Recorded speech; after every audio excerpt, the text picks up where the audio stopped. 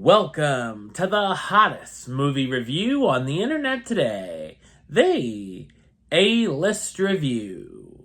I am your host, the Game Changer, Wes Troop, and it's time to go back to the theater.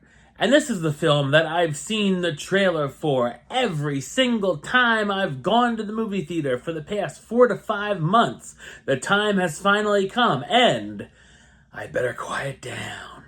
My review of the 2024 horror prequel, A Quiet Place, Day 1, coming up now.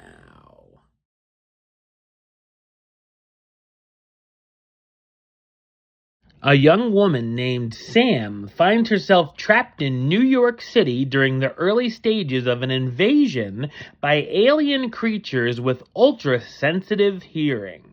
So what did I think of A Quiet Place Day 1?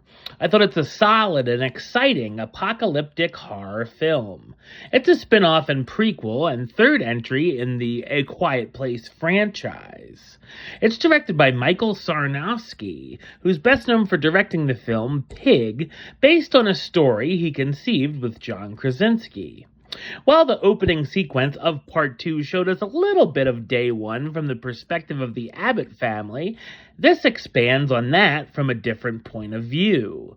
It also obviously continues the concept from the first two films of the alien creatures living on Earth, replacing the setting to New York City, and we see the invasion kind of quickly. This time we follow new characters. The heroine, Sam, a cancer patient in hospice care who has a dream of returning home to Harlem to get a pizza from her favorite restaurant while out on a trip to the city and isn't going to let a pesky little world-shattering event get in the way.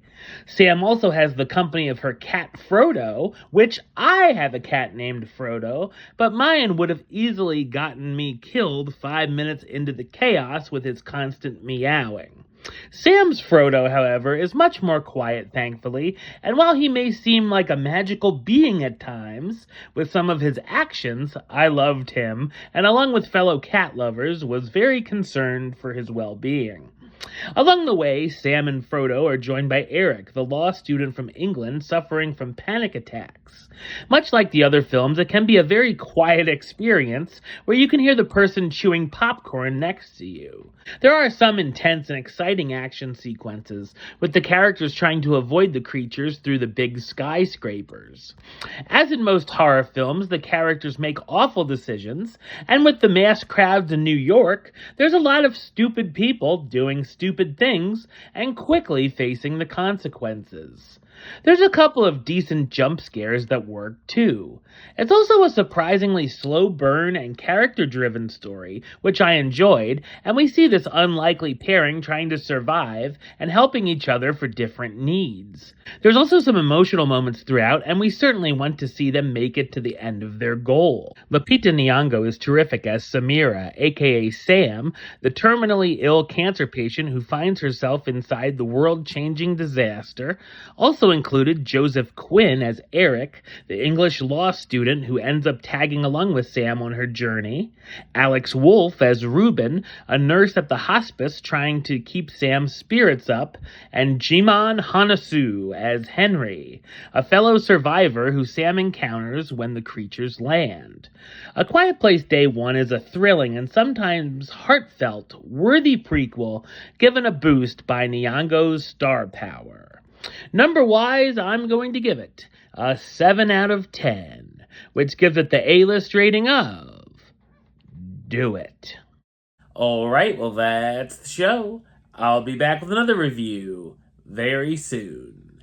But until then, don't forget to like, comment, and subscribe right here on YouTube. youtube.com/westside515. Like the show on Facebook, facebook.com/WesTroopAlist. And of course, you can follow me on the Instagram and Letterboxd at WesAlist. Until next time, Troop out.